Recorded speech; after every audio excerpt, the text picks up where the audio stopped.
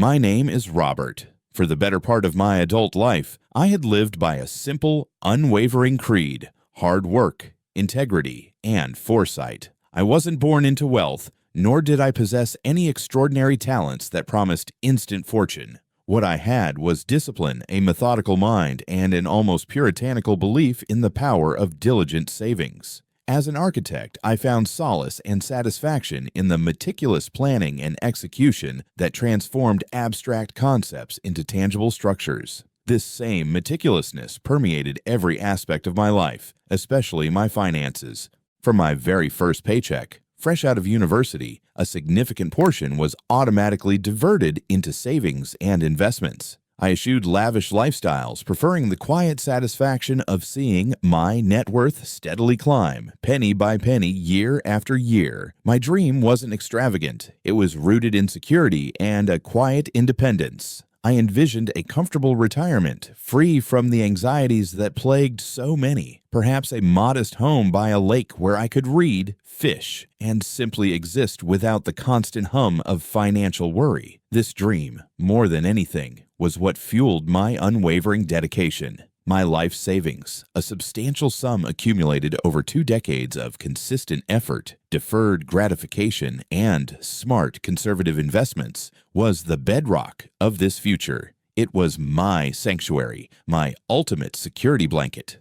Then came Sarah. She entered my life like a burst of vibrant color, a stark contrast to my structured, often predictable world. She was charming, vivacious, with an infectious laugh that could disarm anyone. I was drawn to her spontaneity, her easy warmth, qualities I admired but rarely exhibited. Our courtship was swift, a whirlwind that swept me off my feet. I, the disciplined, logical Robert, found myself deeply, irrevocably in love. We married within 2 years, and for 15 years, she was my unwavering constant, the other half of what I genuinely believed was an unbreakable partnership. We built a life together, brick by painstaking brick, sharing the triumphs and navigating the inevitable challenges. Every extra hour I put in at the firm, every bonus I meticulously saved, every investment decision I made was discussed with her, always framed within the context of our future.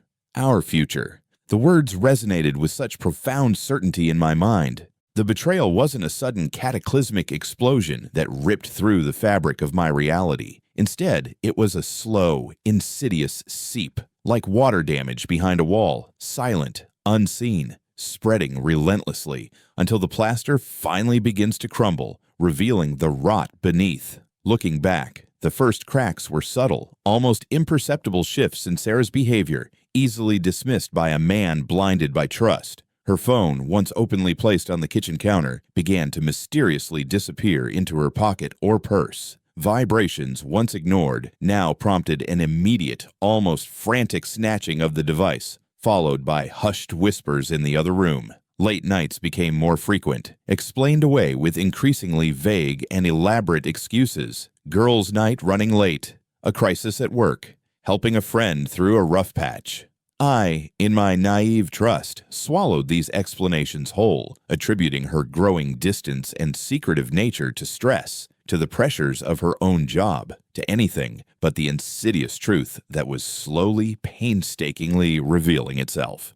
A nagging unease began to settle in my gut. It was a faint, persistent hum, like a loose wire vibrating somewhere in the background. I noticed new, expensive items appearing: a designer handbag, a piece of jewelry, clothes that seemed beyond our usual budget. When I gently inquired, she'd brush it off with a dismissive wave. "Oh, just a sale," or "a gift from a friend." Small details seemingly insignificant at the time, now replayed in my mind like damning fragments of a puzzle. The way her eyes would dart away when I asked about her day, the sudden defensiveness in her tone, the almost imperceptible flinch when I casually mentioned checking our joint investment portfolio. My logical mind, for so long anchored in trust, struggled to reconcile these anomalies with the Sarah I knew, the woman I loved and believed in. I tried to rationalize it all away, to convince myself that my suspicions were simply a byproduct of my own anxieties, my overly cautious nature, but the hum persisted, growing louder, more insistent. Then came the first tremor that shook my world to its foundations. It wasn't a confrontational moment, but a cold, clinical unveiling. An anonymous email with a subject line that chilled me to the bone. Your wife's secrets. My hands trembled as I clicked it open. What followed was a deluge of attachments, not just a few, but dozens of screenshots meticulously compiled. My breath hitched in my throat. They were financial statements, transaction records, all bearing dates from the past year. Large sums of money, consistently, systematically being siphoned from our joint checking and savings accounts. But they weren't going into another one of our accounts. They were flowing into an offshore account with an unfamiliar name, a web of alphanumeric characters that meant nothing to me. I scrolled through the documents, my heart pounding a frantic, sickening rhythm against my ribs, each beat a hammer blow of dread. The sheer volume of evidence was overwhelming, an avalanche of deceit. And then, the true horror unveiled itself. Loan applications in my name for astronomical amounts that made my head spin. Personal loans, lines of credit, even a second mortgage application on our house. My signature, replicated with chilling precision, a terrifying forgery. The cold, hard truth, once a nagging suspicion, solidified into a monstrous, undeniable reality. Sarah wasn't merely having an affair, she was systematically dismantling our entire financial life, siphoning away every penny we possessed, and saddling me with a mountain of fraudulent debt that could cripple me for decades. The betrayal wasn't just emotional, it was a devastating, calculated financial ambush that threatened to erase my entire future. The initial shock was a physical blow, leaving me gasping for air, the room spinning around me. A wave of nausea washed over me, followed by a surge of white-hot rage, so intense it threatened to consume me. My first, raw, primal instinct was to confront her, to scream, to demand answers, explanations, a confession, to watch her squirm and beg for forgiveness. But a deeper, colder part of my mind, the disciplined, strategic part honed by years of intricate problem-solving in my profession, intervened. What good would a furious, emotional outburst do? It would only alert her, send her scurrying into the shadows, giving her precious time to further cover her tracks, or vanish completely with what remained of my depleted savings. No, I wouldn't give her that satisfaction. I wouldn't provide her the opportunity to play the victim, to twist the narrative, to deflect blame onto some phantom influence. I would be calm. I would be methodical. I would watch and learn, and then, when the time was right, I would act.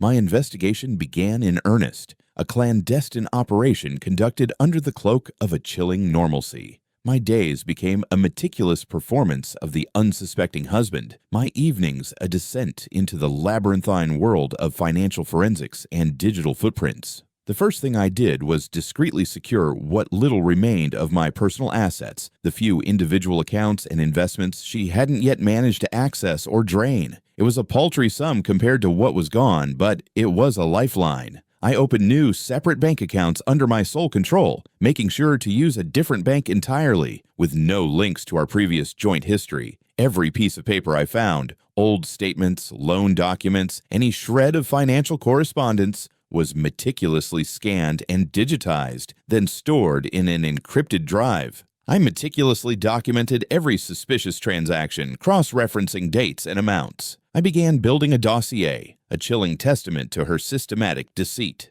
I quickly realized I was out of my depth. I needed professional help. Through a trusted, though distant colleague from a previous project, I obtained a discreet recommendation for a private investigator named Marcus. Marcus was a quiet, unassuming man in his late 50s with shrewd, observant eyes that missed nothing. He moved like a ghost, his presence almost imperceptible, yet his methods were incredibly effective. In our first meeting, held in an anonymous coffee shop across town, I laid out the bare bones of my suspicion, omitting nothing. Marcus listened patiently, occasionally scribbling notes in a small pad, his expression unreadable. I specifically tasked him with confirming the affair, identifying the other party, and, most critically, tracing the flow of our funds and the extent of the fraudulent loans. Marcus delivered. His early findings confirmed my darkest fears, then peeled back further layers of deception I hadn't even conceived of. He confirmed the affair was with a man named Victor Thorne, a slick-haired, charismatic con artist with a disturbing history of charming, vulnerable individuals, luring them into investments and leaving them financially ruined. Thorne operated through a network of shell companies, moving money through complex international channels to obscure its origin and destination. Marcus's reports detailed Thorne's previous arrests, his uncanny ability to evade conviction, and his insatiable hunger for the next big score. But what truly twisted the knife was the revelation of Sarah's deeper involvement. She wasn't just a naive victim of Thorne's charm, she was an active, eager participant. She had initiated many of the fraudulent loan applications, forging my signature with a chilling familiarity. She wasn't merely being exploited, she was actively, enthusiastically participating in the schemes, even making her own poor investment decisions with the stolen funds, trying to leverage them into even greater illegitimate wealth. She had seemingly succumbed to a combination of infatuation, greed, and a disturbing lack of moral compass. The scale of her deceit was staggering. Every joint account was drained, every shared investment liquidated. The second mortgage on the house was already being funneled into Victor's latest dubious venture. I felt a cold knot of dread tighten in my chest, a constant dull ache that never truly subsided, but it was quickly replaced by a steely, unyielding resolve. This wasn't just about the money anymore, though the financial devastation was immense. This was about reclaiming my dignity, about proving to myself and to her that I was not a man to be so easily discarded, exploited, and utterly destroyed. My life's work, my meticulous planning, my very sense of security had been systematically demolished by the person I trusted most. This was about justice, not just legal, but a profound personal sense of righting an unbearable wrong. I moved swiftly but silently, ensuring no trace of my actions could be detected by Sarah. My legal consultations began discreetly, under strict confidentiality agreements. My attorney, a sharp, no-nonsense woman named Evelyn Vance, specialized in complex financial fraud cases within divorce proceedings. She listened intently as I laid out Marcus's comprehensive reports, the evidence I had personally gathered, and the depth of the financial ruin. Her advice resonated with my nascent strategy. Patience, Robert. This isn't a sprint, it's a marathon. Let her dig her own grave. The deeper, the better. She explained the complexities of proving fraud in court, especially with offshore accounts and shell companies, emphasizing the absolute necessity of irrefutable evidence and a clear pattern of criminal intent. She advised me on how to build a case that would withstand any legal maneuvering Sarah or Thorne might attempt. The ensuing months were an agonizing exercise in self-control, a psychological gauntlet. I continued to live under the same roof as Sarah, engaging in polite, superficial conversations, maintaining the fragile facade of a normal, if distant, marriage. Every evening, as she prattled on about her day or new purchases, my mind was a whirlwind of calculations, observations, and strategic plotting. Watching her flit around with a newfound, almost giddy exuberance made my blood run cold. She seemed utterly oblivious to the sword hanging over her head, intoxicated by her ill-gotten gains and the thrill of her deception. She spent lavishly, openly acquiring expensive new clothing, jewelry, and even taking weekend trips, often with thinly veiled excuses about visiting a friend. I observed her habits, her new routines, the subtle tells in her voice, the fleeting expressions that, to my now trained eye, revealed far more than she intended. She was careless, almost arrogant in her certainty that she had gotten away with it.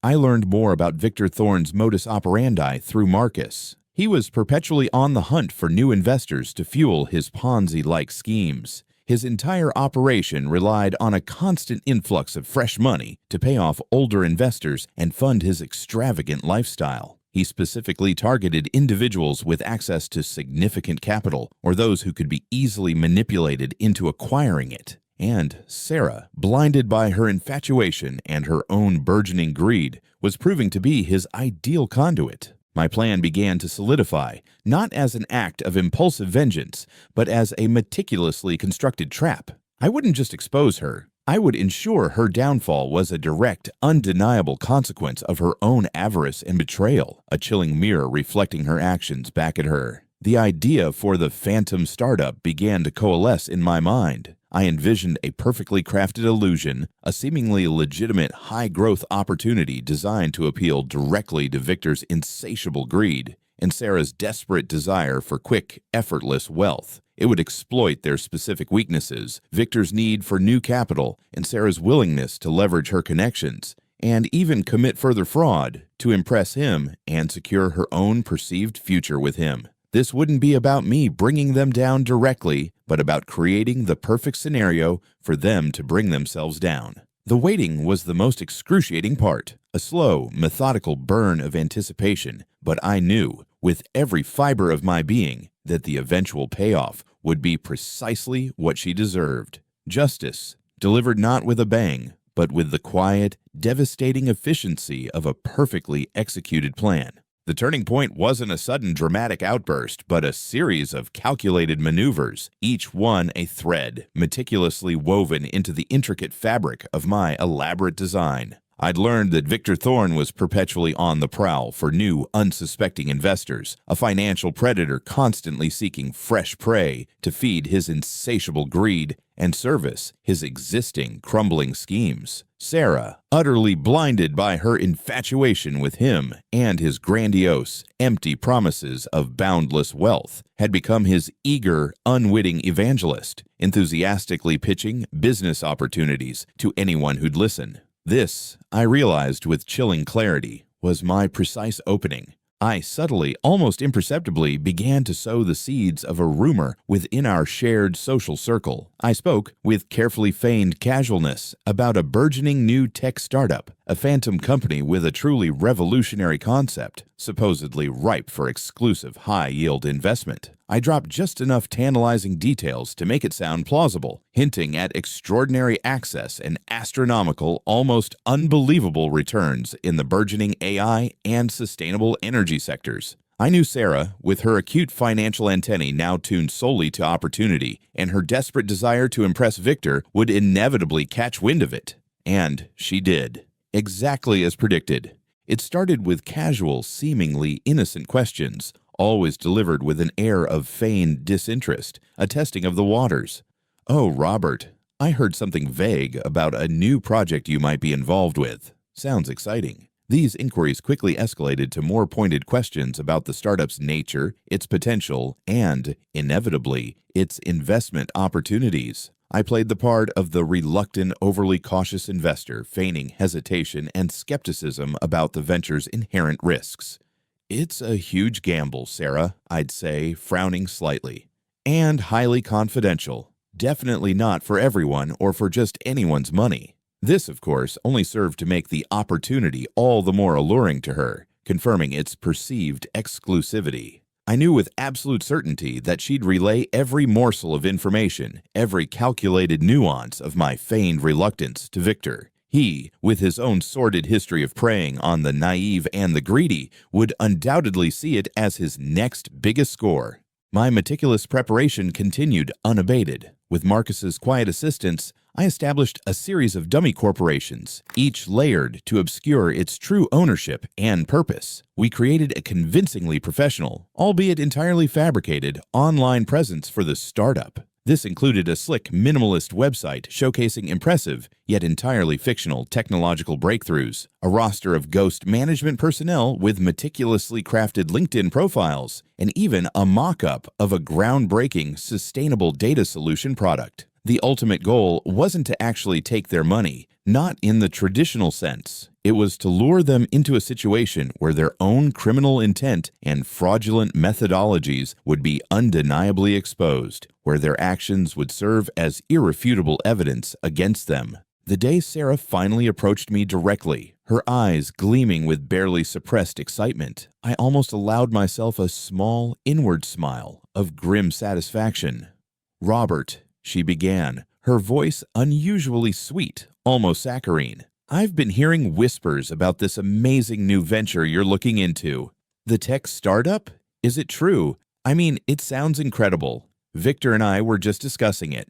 I feigned surprise, then offered a grudging, almost reluctant admission. "It's highly confidential, Sarah," I stated, making sure my tone conveyed a hint of exclusivity. "It requires a significant capital injection, and we're being extremely selective about our partners. That, predictably, was all the bait she needed to fully commit. Over the next few weeks, I permitted myself to be persuaded. I arranged a series of meetings, always at neutral high-end locations with Victor and Sarah. I maintained my carefully constructed facade as the slightly naive but potentially shrewd investor, impressed by Victor's supposed financial acumen, yet still cautious. Victor, all charm, bluster, and rehearsed confidence, tried his usual routine of dazzling me with market projections and vague industry insights. I listened intently, nodded at appropriate moments, and subtly, expertly guided the conversation towards the fabricated investment opportunity. They swallowed it whole, hook, line, and sinker. They genuinely believed they were on the verge of fleecing a gullible ex-husband out of yet another fortune,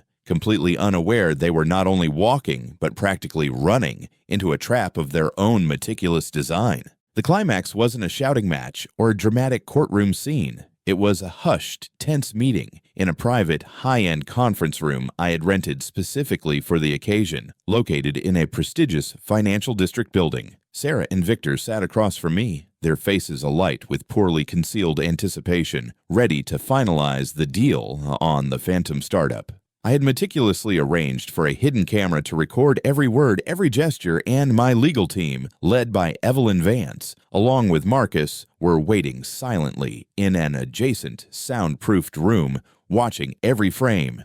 I laid out the meticulously crafted investment proposal, a glossy, impressive document filled with corporate jargon and dazzling, yet entirely fictional financial projections. I highlighted the enormous projected returns, the exclusive nature of the opportunity, and the supposed future billions to be made. Victor was practically salivating, his eyes darting between me and the figures on the projected screen, his greed palpable. Sarah beside him seemed to float on a cloud of self-congratulation and impending riches, her eyes alight with a triumphant glow.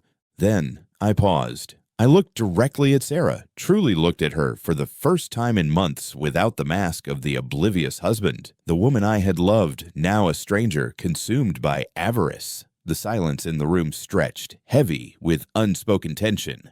"There's just one final formality," I said, my voice calm, almost unnervingly so, devoid of any discernible emotion.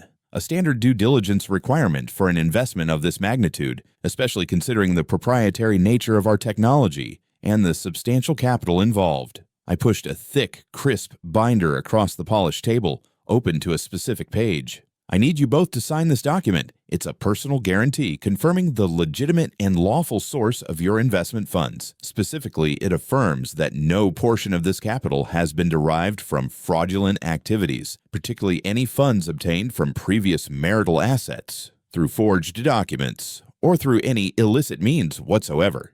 Victor's slick smile faltered, a spasm of uncertainty crossing his face. Sarah's triumphant expression dissolved into a mask of sudden, dawning horror. Her eyes, wide and suddenly fearful, darted from the document to Victor, then back to me. They looked at each other, a silent, frantic conversation passing between them, a desperate plea for guidance, a dawning realization of the trap. The blood seemed to drain from Sarah's face, leaving it ashen. The pressure in the room was immense, building with every tick of the silent clock. They knew, even if they couldn't yet articulate it, that the noose was tightening around them.